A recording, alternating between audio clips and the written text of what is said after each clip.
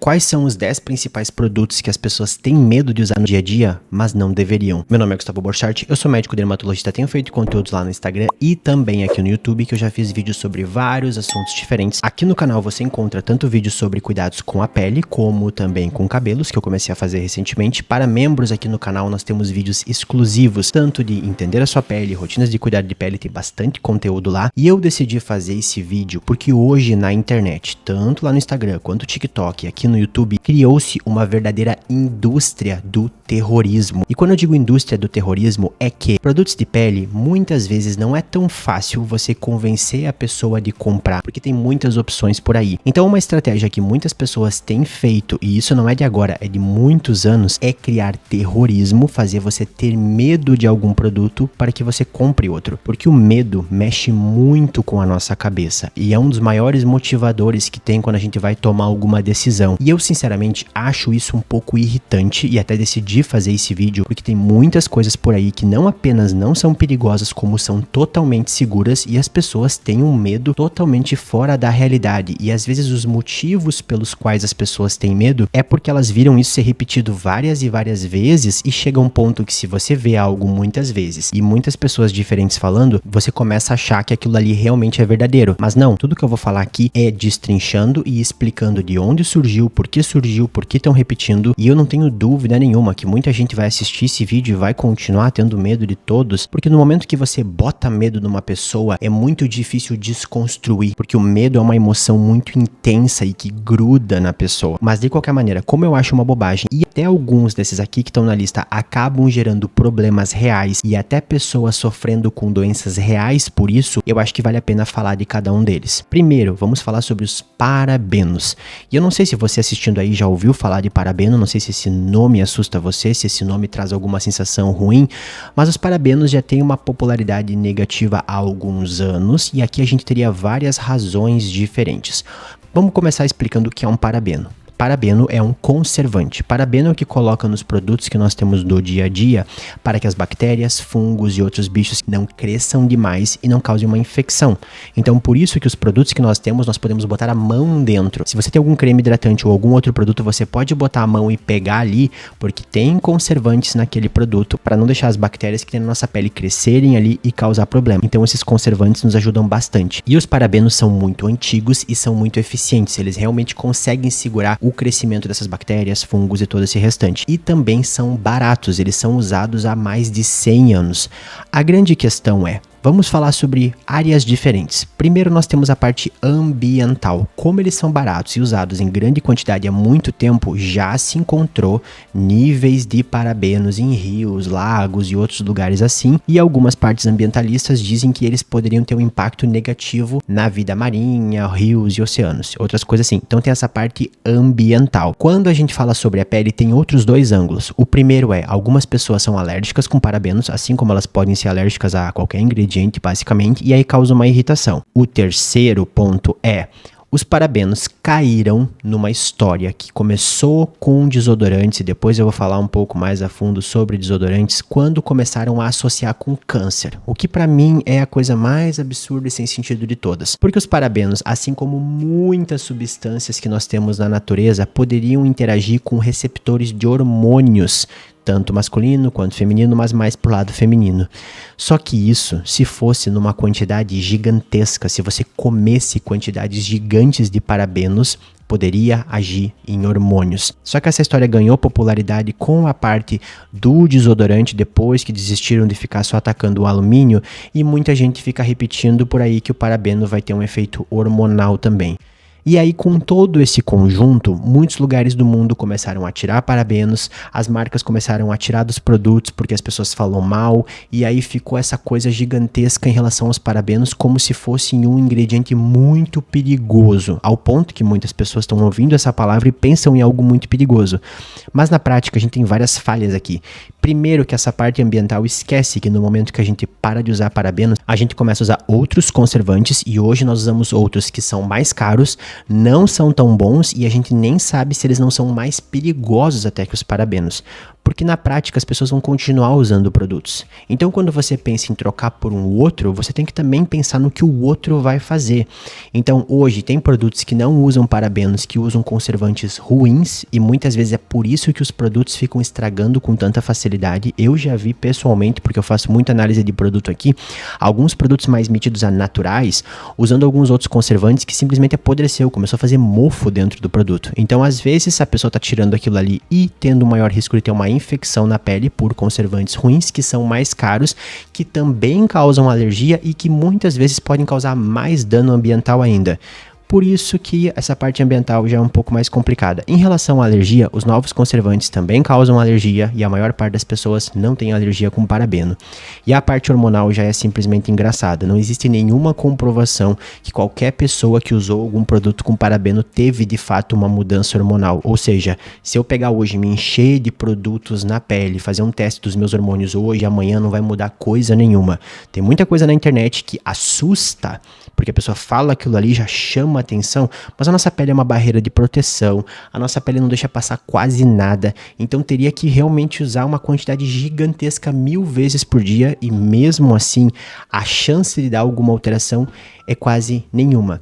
E o mais irônico aqui é que geralmente quem fica falando mal desses parabenos são as pessoas que fazem produtos mais naturais. O que elas esquecem de dizer é que quase todas essas substâncias naturais também podem causar alterações de hormônios. Vários óleos essenciais poderiam causar alterações em hormônios, mas aí para esse lado elas preferem ignorar, porque aí já não fecha na narrativa de querer aterrorizar e vender. Mas, né, vamos ignorar também. De qualquer maneira, toda essa questão em relação a produtos que tem na pele agir em hormônios não é verdade. Se você pegar uma pessoa real usando e fazer testes hormonais antes e depois, não tem nenhuma pessoa que mudou. É um monte de história na internet e você não deveria ter medo. De qualquer maneira, essa aqui já tá tão enraizada que eu acho que você nem vai achar muito produto com parabeno por aí. Eles ainda colocam principalmente produtos que são mais focados para homens, porque o homem, como não fica pesquisando isso, geralmente não tá nem aí para isso e compra de qualquer maneira.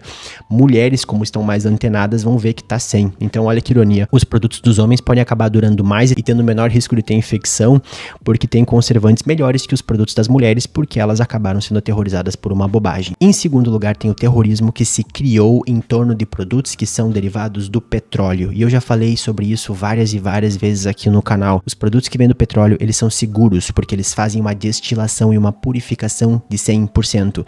E o mais irônico é que eles são os mais seguros de todos. Se a gente pegar de tudo que a gente encosta na nossa pele no dia a dia, os dois produtos que vão ter a maior segurança de todas vão ser a vaselina sólida e o óleo mineral. E aí tá cheio de influenciadora que fica falando bobagem disso. E o mais complicado é, criou-se uma indústria de beleza limpa, que em inglês é clean beauty, e essa indústria encheu de propaganda na internet sobre isso. Então se você vai pesquisar na internet, você vai encontrar muita coisa afirmando que causa um problema que não existe.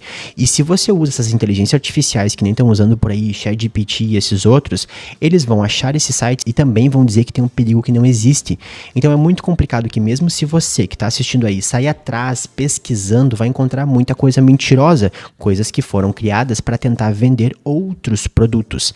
E eu também já falei sobre essa questão ambiental em relação à vaselina e os petrolatos, que eles são uma forma de reciclagem. No momento que alguém pega petróleo no chão, é para combustível, não é para usar produto na pele. Ali vai sobrar esses produtos, como a vaselina e o óleo mineral, que a gente pode usar na pele e tem um efeito muito bom. Ou muitas vezes eles também viram combustível de fábrica e fazem mais poluição ainda. Não vai deixar de existir porque você não usa. Mas esses outros produtos que usam como substitutos geralmente vêm de plantas que tem que destruir florestas para plantar. A soja, que é muito usada, óleo de soja no lugar deles, é um dos motivos pelos quais estão desmatando a Amazônia, assim como óleo de girassol e vários outros. Então não ache que simplesmente trocar um produto que tem do petróleo por algum que vem um óleo vai ser melhor para a natureza, porque o mundo é bem mais complicado que isso. Eu sinto muito ser a pessoa que vai informar isso. Em terceiro lugar, nós temos os silicones. E aqui já entra um pouco mais para essa linha de cabelo, porque eu comecei a fazer vídeo sobre produto de cabelo. E aqui a gente já tem outro lado que vai além da beleza limpa e tudo, que é essa questão dos produtos caros para cabelo. Cabelo é uma coisa que as pessoas dão muita importância, aí tem muito salão de beleza, tem muito cabeleireiro, tem muitas pessoas que trabalham com cabelo que tentam empurrar muitos e muitos produtos ou produtos caros. Então você sempre vai ver dois perfis. Tem aquela pessoa que fala que só aquela linha de produto que é muito cara é boa, ou aquela pessoa que quer que você compre vários e vários produtos, faça um cronograma capilar, encha de produtos, porque ganha patrocinado por um monte de marca. E aí no meio disso existe essa narrativa que os silicones são ruins para o cabelo, e muitas vezes que silicone só tem produto barato, que é uma maquiagem, e o produto caro, na verdade o produto caro tem uma coisa que não é silicone, sendo que a maior parte dos produtos caros tem silicone também. Os silicones são bons para o cabelo, existem vários tipos de silicones e eles podem ter muitos efeitos benéficos para o cabelo. E aí as pessoas ficam achando que vai acumular, destruir o cabelo e outras coisas assim. Tem como lavar e tirar o silicone, e não, eles não vão causar dano, eles inclusive protegem de dano tanto térmico como sol e outras coisas assim do tipo. Então, coitados, os silicones acabam caindo nessa. Se você tá comprando um produto caríssimo porque ele não tem silicone, às vezes ele até tem silicone, e se ele não tem, o que tá ali não necessariamente é muito melhor que ele não. Isso aí é uma grande ilusão. Em quarto lugar, na mesma linha, falando em produtos para cabelo, nós temos todo o terrorismo em relação aos sulfatos que são usados em produtos de limpeza. E na real, os sulfatos são aterrorizados também em produtos para limpeza da pele, né? Mas se a gente for falar mais especificamente do cabelo, ficam dizendo que os sulfatos vão destruir o cabelo, vão acabar com o cabelo, vão ressecar totalmente o cabelo, sendo que na realidade sulfato é um ingrediente que está numa receita. Você pode fazer um shampoo com sulfato que limpa menos ou limpe mais. Então existe sim muito shampoo com sulfato bom por aí, e inclusive muito shampoo com sulfato que faz uma limpeza que não é tão agressiva. Não precisa ser no poo ou low poo ou qualquer coisa assim. Isso acabou pegando porque acaba dando essa moda e as pessoas acabam comprando. E além disso, tem como você limpar com um shampoo que faz uma limpeza mais intensa e depois usar algum condicionador ou algum outro produto para repor. Não significa que você vai usar só o shampoo. Tem como usar outros produtos, e não. O sulfato não destrói o cabelo, ele limpa, assim como na pele. Não significa que você tem que tirar ele para ter um cabelo mais saudável ou uma pele mais saudável. E o mais irônico é que muitas vezes os que não têm sulfato limpam tão fraquinho que às vezes fica acumulando coisas no cabelo, o cabelo fica mais pesado e depois acaba ficando com uma aparência ruim. Eu tenho um vídeo que eu falei aqui no canal mais a fundo sobre a questão de shampoos no cabelo, porque que a gente sente que eles se acostumam. Depois dá uma olhada lá que eu explico um pouco mais a fundo.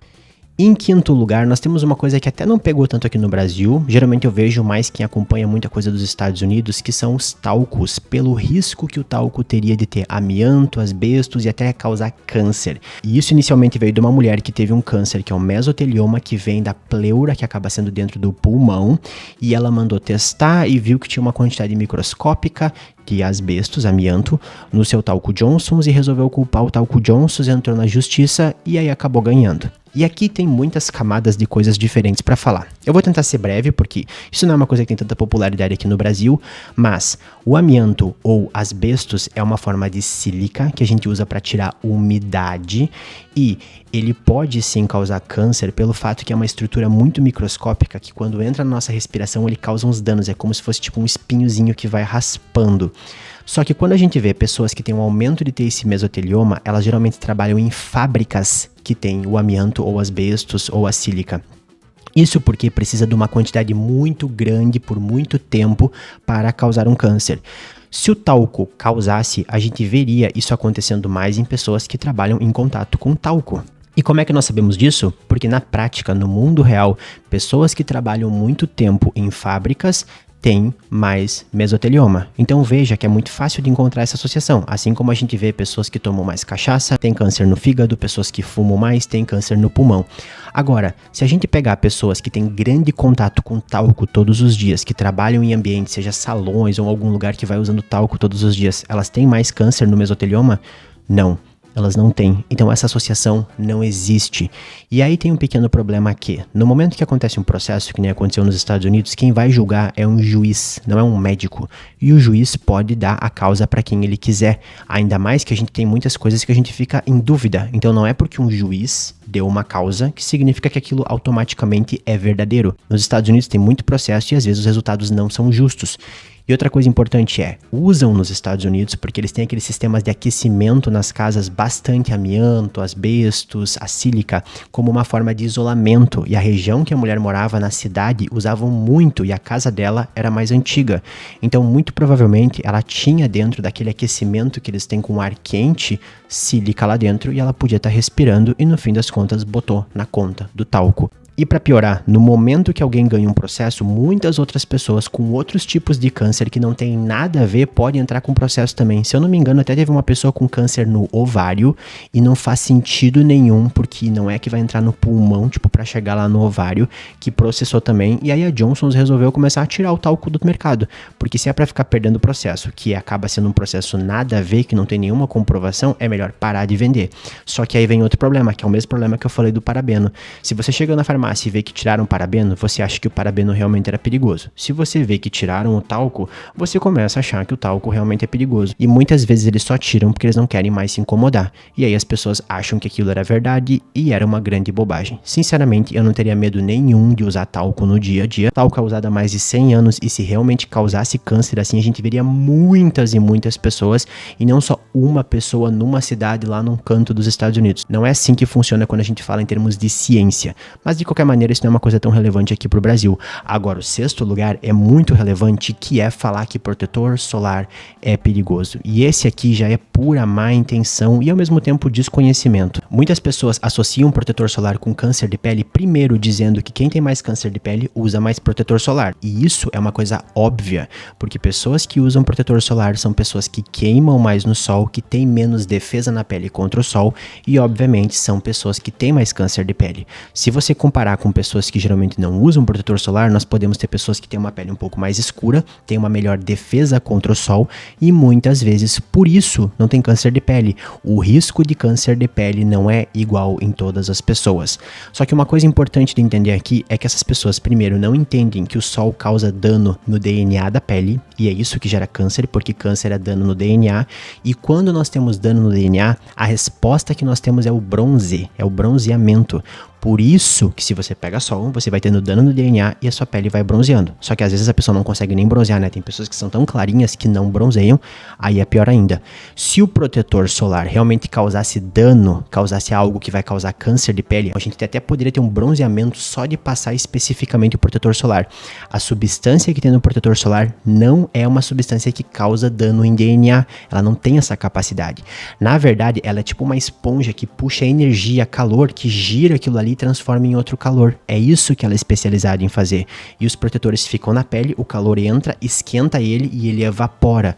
Isso não gera câncer, isso protege de câncer. Aí tem todas as outras conspirações. Sinceramente, uma coisa que poucas pessoas falam, e eu quero falar aqui nesse vídeo, porque eu não sei se você já pensou muito em relação a isso, as pessoas gostam de acreditar que protetor solar causa mal, porque as pessoas não gostam de passar protetor solar. E aí elas confundem, é muito mais fácil você se convencer de uma teoria de conspiração, achar que uma coisa é super ruim, quando você não gosta. Protetor solar é gosmento, tem um cheiro meio estranho, é chato de passar, então vai dizer que não é fácil você se convencer que ele é perigoso. E eu digo isso porque a maior parte das substâncias que nós temos nos protetores solares, elas são parecidas com antioxidantes. Elas geralmente têm anéis de benzeno e tem umas ligações duplas, porque é isso que faz puxar o calor, girar e transformar em outra energia. E os antioxidantes, a maior parte deles tem uma substância bem parecida. Mas eu não vejo nenhuma pessoa que toma um antioxidante todos os dias preocupada com isso. Ela tá botando para dentro do corpo o antioxidante e não tá preocupada com isso. Agora, o protetor que está encostando na pele, que é uma barreira de fora, a pessoa está super preocupada. Será que é coincidência porque tomar a cápsula, só tomar uma aguinha e engolir é fácil e o protetor é gosmento e meloso? Claro que é, porque ele é gosmento. As pessoas querem acreditar em algo ruim porque não gostam de passar. Por isso que eu acho que a melhor maneira de você parar de se preocupar com conspiração de protetor solar é achar um protetor solar que não seja desagradável de passar na pele. E hoje em dia tem algumas opções. Assim como nós temos roupa de proteção contra o sol que podem facilitar, mas não, o protetor solar não causa câncer de pele, assim como o protetor solar não causa alteração de hormônios. Isso também vai ir do que eu vou falar depois, a história original dessa parte de hormônios, e é um produto que ajuda muito. Quem continuar querendo acreditar nisso e evitando o protetor solar, porque o protetor solar é gosmento, vai acabar tendo câncer de pele no futuro, e aí eu sinto muito, não tem muito que eu possa fazer. Mas o protetor solar é seguro e é uma coisa muito estudada. Inclusive, os protetores aqui do Brasil são bem diferentes dos Estados Unidos, tá? Muitas vezes as pessoas ficam traduzindo umas histórias terroristas lá dos Estados Unidos e não sabem que aqui a gente tem protetores bem modernos e muito bons. Em sétimo lugar, nós temos o que originou toda a conspiração sobre hormônio, que é desodorante com alumínio causa câncer ou causa algum problema. Isso porque teve uma mulher, que é a Philippa Darbra, que faz mais ou menos uns 20 anos, decidiu que porque as mulheres tinham câncer de mama bem na lateral da mama e a axila era do lado, a culpa era do desodorante, porque você encosta ali do lado, ia pro lado, chegar na mama e causa câncer. Eu não sei você, mas eu acho essa uma conclusão meio idiota, porque não é tão simples assim que o mundo funciona, mas ela gostou dessa ideia e passou uma boa parte da vida tentando convencer todo mundo que é o alumínio que causa câncer.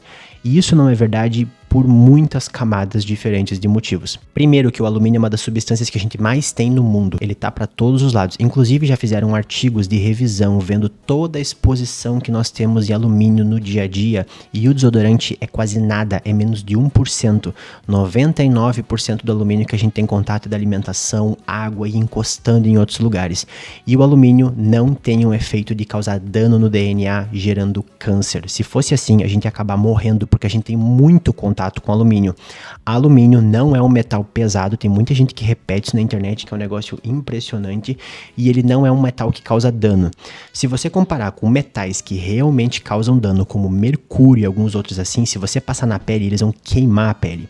Algumas pessoas são alérgicas com alumínio, não é tão comum, mas algumas são, então algumas pessoas não conseguem de fato usar o alumínio, e o alumínio gera como se fosse um efeito seco ali na pele, e aos poucos ele vai saindo.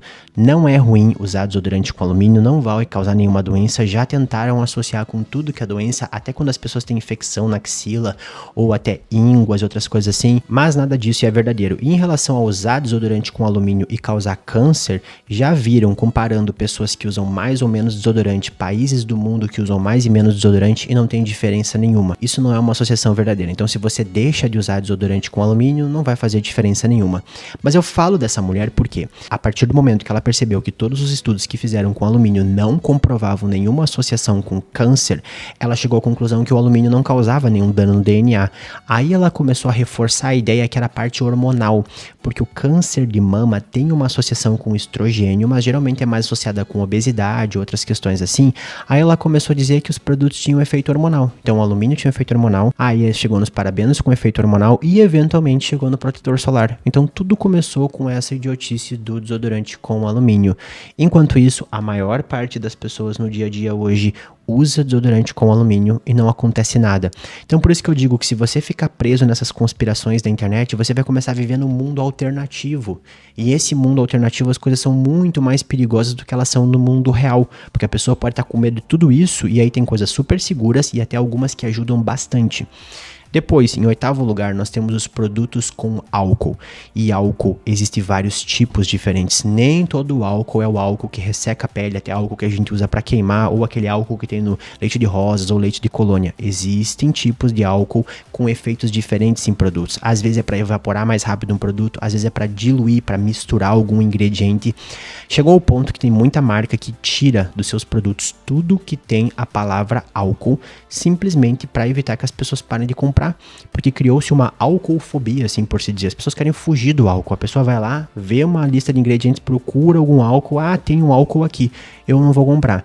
E eu sei, tem outras marcas que também não ajudam nisso, né? Elas começam a tirar álcool, qualquer álcool mesmo que não tenha nenhuma associação com isso, porque sabem que é popular, aí botam sem álcool na embalagem. E aí as pessoas ficam felizes e compram, só que aí tu começa a reforçar. Então, pra ver como a indústria nem facilita muito com isso, porque ao invés de chegar e dizer, olha, isso aqui é seguro, isso aqui não vai causar problema nenhum, eles só querem vender. Eles tiram, eu tô agradando vocês, tô tirando o álcool que é super malvado. E as pessoas compram, às vezes com outros ingredientes que não são tão bons quanto o álcool, e aí por isso que entra naquela lista de produtos que não são tão efetivos. O álcool não vai ter o mesmo efeito em todos os produtos, depende de cada produto, então não significa que um produto automaticamente com álcool é ruim para a pele. Claro que é óbvio que ficar passando álcool na pele é uma péssima ideia, e esses produtos mais antigos de limpar, como leite de rosa, leite de colônia, realmente ressecam bastante a pele, mas é só isso. Não existe motivo para todo esse alarde gigantesco em relação a álcool em qualquer coisa que a gente passa na pele. Em nono lugar é o Triclosan, e o Triclosan eu vou deixar aqui, muito embora agora também já tá tão fora dos produtos que eu acho que tem muita gente que nem mais lembra que ele existe, mas ele também é um produto de limpeza que é muito usado em meio hospitalar e caiu nessa bola de conspiração do desodorante também, por possivelmente ter um efeito hormonal e gerar alguma irritação ou algum problema.